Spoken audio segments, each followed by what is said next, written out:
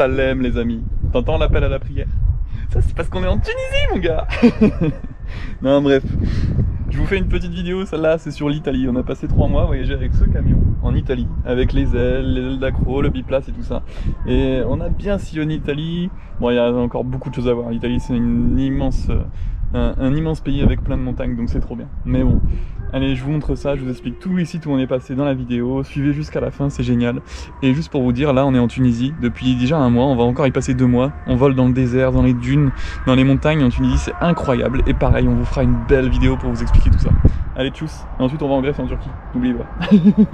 Ok les amis, on part sur le col Agnel. Tu connais le col Agnel, c'est là où se fait les 300 km de Timeo Leonetti et Damien Lacaze. C'est un incroyable col à 2700 mètres d'altitude. Tu peux accéder en camion, en van, tout ce que tu veux en voiture. Et oh lolo, le coucher de soleil, le lever de soleil là-haut, tu dors là-haut, là t'es refait. C'est magnifique. Et en plus, tu vois, souvent il y a des plafonds extrêmement hauts dans le Queyras parce que toutes les montagnes sont à 3000 mètres, pendant que dans l'Italie se fait une base nuageuse très basse qui permet de faire des vols, des images incroyables. Le col Agnel, j'ai fait des soarings à plus de 3300 mètres, mais vraiment, mais oh là là, mais que de souvenirs. Peut-être mon endroit préféré de France. Allez, on décale à Lanzumo. Tu connais Lanzumo? C'est une petite vallée nichée en plein milieu de l'Italie, bon ok, pas en plein milieu, vers le lac de Garde, mon ami. Bref, une vallée assez haute, à plus de 1000 mètres la fond de vallée, donc t'imagines bien qu'il y a un microclimat qui se passe et que tu peux voler, mais alors, quand ça vole nulle part, ça vole à Lanzumo souvent. Même par stabilité, t'arrives à faire des vols, c'est ouf. Tu poses ton van sur le parking en bas, les Italiens, ils sont trop ouf, et puis derrière t'as les glaciers, comme je t'ai montré là, tu peux faire des vols vraiment incroyables. Ah, bah les images de ce gros vrac d'accro que je me suis pris en tentant une SAT tout infinite. Voilà, je commence à tourner mon tumbling. Hop, petite cravate parce que tu la tiens pas assez, Florentin. Il faut tenir sa voile. Voilà, mais bon, vous inquiétez pas. Hop, sans froid, on rigole. On est là pour se divertir, on est au-dessus du lac avec un gilet. Voilà, je vais te parler du lac de Garde. Alors, c'est pas organien, hein. Tu fais 3 rotations dans la journée, t'as 1000 mètres de haut, mais bon, au moins tu sais que t'es au-dessus de l'eau. Franchement, c'est trop bien quoi. Ça s'appelle Macesene, tu montes la montagne, l'atterro il est plutôt grand, hein, ça va, c'est un petit truc en herbe au bord du lac, mais bon c'est facile à viser, il y a rien autour. Et tu prends une petite navette qui te coûte 4 € pour aller jusqu'au télécabine, et ensuite tu prends les œufs là, les télécabines qui te montent jusqu'en haut, ça te coûte, si je dis pas de bêtises, c'est 10 € par personne la montée. Et ça prend du temps parce qu'en plus il faut encore marcher après ensuite un peu, 600 mètres pour aller au déco. Mais le déco est magnifique, très très grand, et ça vole tout le temps. Bon, ça vole très très souvent. Ça vaut le coup. Après le lac de Garde et Macesena, je vais te parler de Passo Sella. Passo Sella, c'est un col dans les Dolomites. Les Dolomites, c'est incroyable. C'est une montagne, non, c'est des montagnes d'ailleurs, avec des falaises mais vertigineuses. Et Passo Sella, c'est un peu le centre, tu vois, c'est le déco principal où il y a tous les Allemands, et qui permet d'aller au Marmolada. Le Marmolada, c'est le sommet des Dolomites.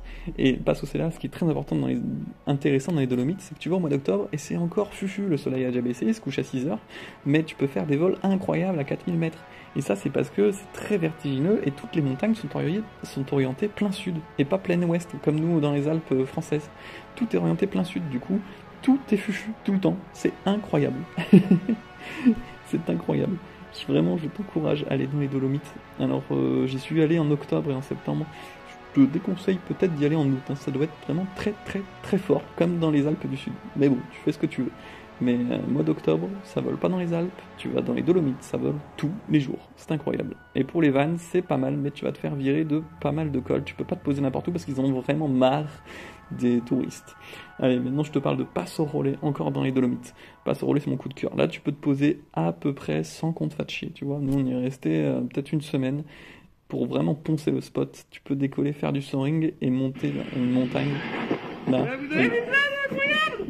Ça, c'est le son de la vidéo.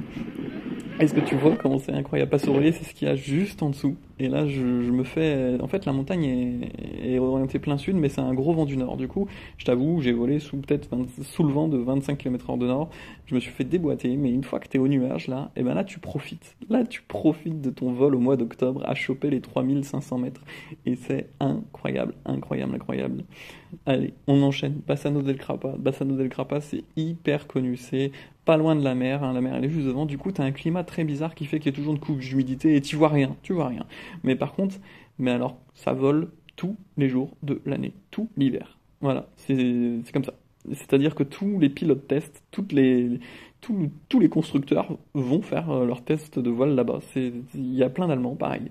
Et alors voilà, c'est un peu compliqué sur les décos, c'est vraiment bourré de monde, mais tu peux te caler en camping en bas et là par contre faut payer. C'est-à-dire que là-bas c'est le coin de l'Italie où on arrive quand tu arrives à l'atterrissage, on te dit t'as pris ta licence. Et même, mais je te parle pas de licence française, hein, je te parle de licence italienne. Du coup on te demande de l'argent. Donc là tu dis non, c'est mon premier vol, mais j'ai pas d'argent sur moi. Voilà, et tu te casses. Non, ou alors tu payes, parce que bon, bah ça leur sert à financer leur site et tout ça, leur club. C'est cool aussi de donner un peu d'argent, mais voilà, c'est une autre version du vol libre, une autre pensée. Est-ce qu'il vraiment il faut dépenser de l'argent pour voler sur une montagne? On ne sait pas, mais c'est très bien. Basso del Grappa, tu décolles, et si t'as un pilotage un peu avancé, tu peux aller faire des gros wagas dans les alpages derrière qui sont pas très loin. Et sinon, tu peux faire des gros crosses parce qu'en fait, tu fais un 50 km tout seul parce que c'est une longue crête qui s'étend sur des kilomètres. Tu t'en fous. Incroyable. Basso del Grappa, je te conseille. Ok, on va parler d'un site très connu dans l'Italie, c'est Castelluccio. C'est vraiment, faut penser que l'Italie est traversée par des montagnes de part en part, mais c'est un immense pays. Vraiment, c'est très long. Alors, si tu veux descendre en Italie, prévois du gasoil. Castelluccio, c'est le paradis du waga. Imagine une montagne avec toutes les orientations, une grosse cuvette avec un plateau en altitude, sans aucun arbre. Imagine des dunes de waga en herbe de partout, avec des fleurs au printemps qui sont magnifiques. Enfin bon, on n'a pas vu, mais on a vu les images. On a vu les photos. Bon, ça a subi un tremblement de terre il y a pas longtemps, du coup le petit village est tout bousillé. Mais bon, c'est facile de te caler en parapente ou en camion près des décos et pas voler à Castelluccio. C'est l'endroit le plus connu des Italies, peut-être à part les Dolomites, mais incroyable site. Tu peux voler en waga, mais pense au waga que tu peux faire, mais vraiment, il n'y a pas une pierre, pas rien, juste, regarde, c'est juste partout de l'herbe, partout. Et du vent, quelle que soit l'orientation, tu voles. Voilà, et t'es en Italie, donc tu vois la mer d'en haut de la montagne, du coup t'as un climat qui est plutôt doux. Et on enchaîne avec Campo Imperatore. Ça, c'est la plus haute montagne du centre de l'Italie. Elle fait presque 3000 ou 3000 et quelques, je crois. Nous, on a volé, on a fait du soaring près d'un petit lac. Ça, c'est un spot secret. En fait, tu gares le camion juste à côté du lac. Et là, tu fais ton soaring. C'est un petit spot qu'on a ouvert. Je peux te le montrer si tu veux. Mais Campo Imperatore, il faut aller y voler. C'est très connu aussi. Et il y a plein de décollages possibles. Nous, on n'a pas volé dans les hautes montagnes parce qu'il n'y avait pas les conditions. C'était trop tard dans l'année. Je te conseille d'y aller vers septembre, octobre, sûrement. Enfin, sûr même. Mais nous, on a volé sur ce petit lac ici, tu vois, en décembre. Et là, il y a juste le spot de van, de rêve, où tu peux rester aussi longtemps que tu veux et avec une vue incroyable. Et nous, on a fait la session waga de rêve où tu décolles de devant ton camion. Voilà. Incroyable session waga où tu peux jouer avec un barbecue, une tente, plein de choses, des dunes, des buts d'herbe. Regarde, il y a un pont, là, tu peux aller sur le pont aussi, faire du gonflage. Voilà, on a vraiment poncé le spot. Ça, c'était très rigolo. Voilà, suivant, on arrive sur une petite montagne qui, moi, j'appellerais Frossologne. C'est la ville la plus grosse à côté, avec bourré d'éoliennes. Mais t'as la possibilité de faire du waga de partout. Nous, on y était en hiver, là, on cherchait surtout des spots à waga, en fait, parce qu'il n'y a plus de soleil, il n'y a plus de thermique, il n'y a plus rien. Mais, qu'est-ce qu'on a volé. Mais là, tu vois, pareil, incroyable, fufu, t'es au-dessus de tout, t'as des merdes de nuages de partout, et t'arrives au coucher du soleil, et là tu dis, ouah, mais il y a du vent, ça vole, allez, on sort l'aile d'accro, on y va, on prend la petite 17, et hop, vraiment dingue. Bon, maintenant on arrête de tourner autour du pot, c'est mon site préféré, je crois que c'est le lac Matese, avec une montagne, un lac en altitude à 1000 mètres de haut, et la montagne est à 2000 et quelques, ce qui fait que, en fait, c'est le spot incroyable pour faire de l'accro. Là, je te présente un déco qui est surfumant, c'est-à-dire que ça marche tout le temps, et ça marche fort, donc tu y vas avec une aile d'accro. Et là, mais mon ami italien Fabio te le dira, il est né ici, et c'est le spot d'accro, mais vraiment, le lac n'est pas profond, hein, il fait peut-être 2 mètres de profondeur, un peu de partout, alors c'est facile, tu vois. Mais t'as un rendement de folie, une altitude de folie pour un box d'accro, et si même tu fais pas d'accro, pour faire du cross, c'est vraiment une dinguerie, juste pour t'éclater là. Et quand ça vole plus dans les Alpes, fin fin novembre, et tu viens ici, et hop, tu te fais ton petit vol où tu défonces tout le monde, et tu peux circuler, là, tu vois, après, on est passé sur la côte amalfitaine. Tu connais la côte amalfitaine? C'est Jurassic Park. Tu vois, King Kong, il est né ici, je pense. T'as des montagnes et des falaises de plus de 1000 mètres de haut qui le plongent dans la mer, avec Positano, qui est une ville incroyable que tu vois dessous, qui est nichée au creux des rochers, qui est... On a fait un biplace, là, c'est ma Paulette qui filme.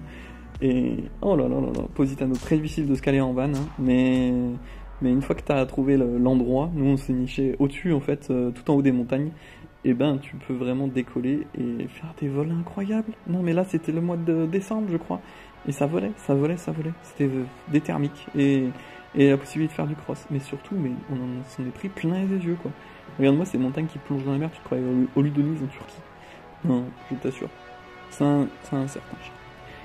Et donc on finit, nous on a pris le bateau à Salerno, et de ce bateau on est venu en Tunisie, et là au moment où je te fais la vidéo mon ami, on va bientôt quitter la Tunisie, et oui, et on va des images de malade à te faire. Je pense qu'on va te faire une petite vidéo de 30-35 minutes si j'ai le temps et l'envie, et surtout assez de contenu, mais avec vraiment c'est dépaysant. Je vais te mettre des images du souk, de l'appel à la prière, du vol dans les dunes en 4x4 à moto, parce que j'ai une moto dans le camion, oh là là.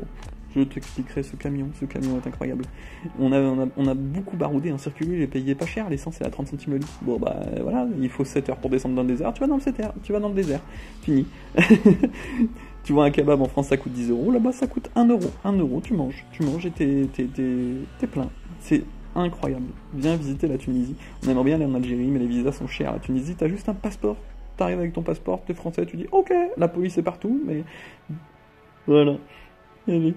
Et ben c'est la fin de cette vidéo, je te dis à plus, j'espère que tu as kiffé les belles images du début, je te laisse les revoir si tu as envie, et surtout partage cette vidéo, mets un j'aime, abonne-toi à la chaîne YouTube, et le plus important, partage sur les groupes Facebook et à tes amis qui veulent aller voyager en Italie, et si tu as des questions pour te poser en van en Italie et voyager un peu partout, dis-le moi dans les commentaires et envoie-moi des messages, tu peux envoyer des messages privés sur Messenger, il n'y a pas de problème.